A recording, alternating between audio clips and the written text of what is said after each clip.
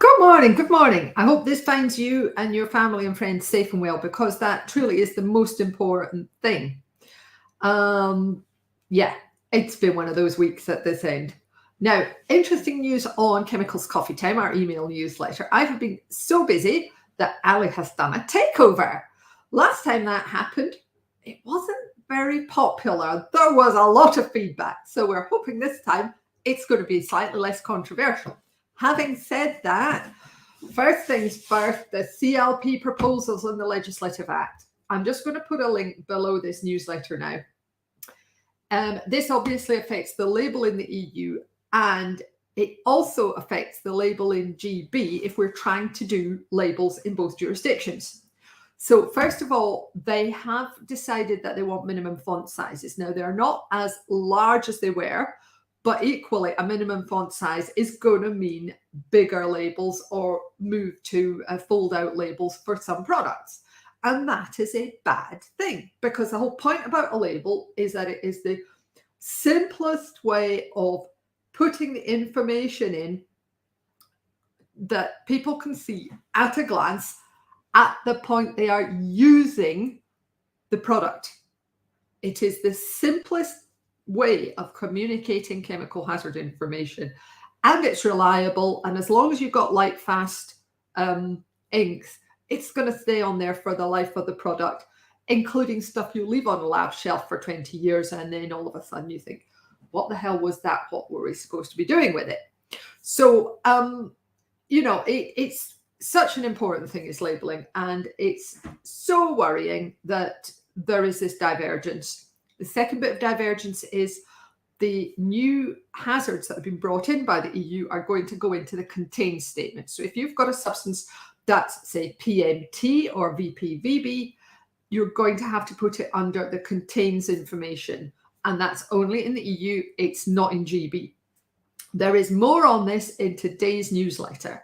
And I think the best thing I can do if you're not already a subscriber is give you the link. Please note that when you sign up on this link, you won't get the newsletter in your inbox. You'll need to wait till 9:30 when it will be published and have a look on the online archive. But it means you also get access to all of the newsletters dating back to when lockdown started. So, because of course, for those of you who don't know, I ran the newsletter daily during lockdown to try and keep us all going in the chemical industry, particularly people like regulatory affairs and some of the health and safety people who were having to work from home for the first time. And it was tough. Anyway, that's what's going on at the EC. Now, Ali has also had a bit of a mini rant about the microplastics proposal, because the restriction that the EC are bringing in for this, which I am just going to give you the link here.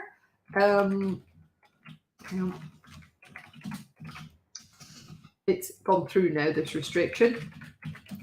First of all, it's not gone through in the UK. We are thinking about it.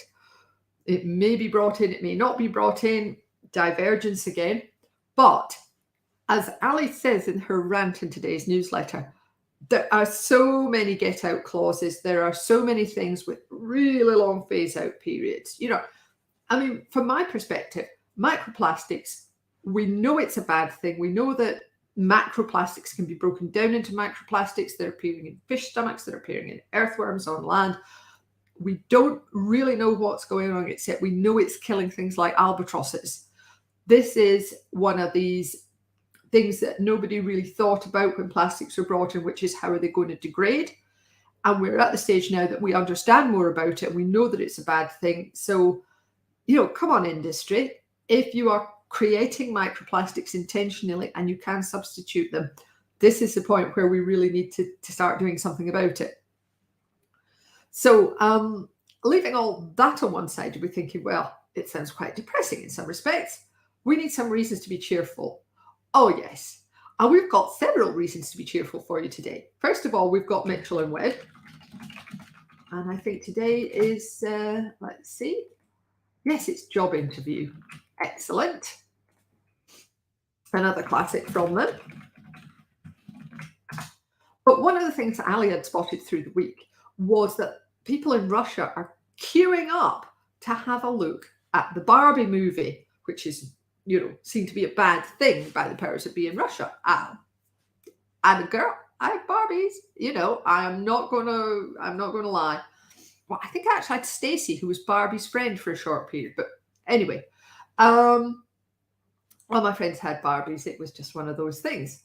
And so Ali thought it would be rather fun to give you an infographic on the chemistry of Barbie.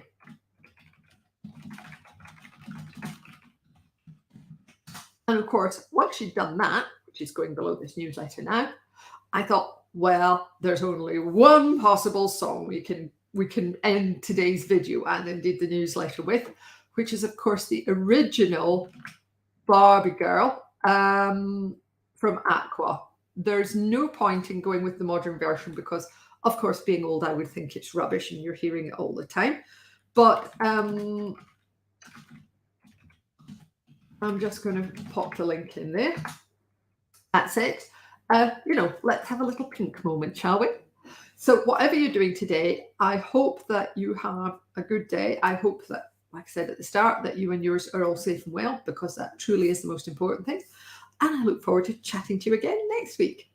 Take care of yourselves. Bye.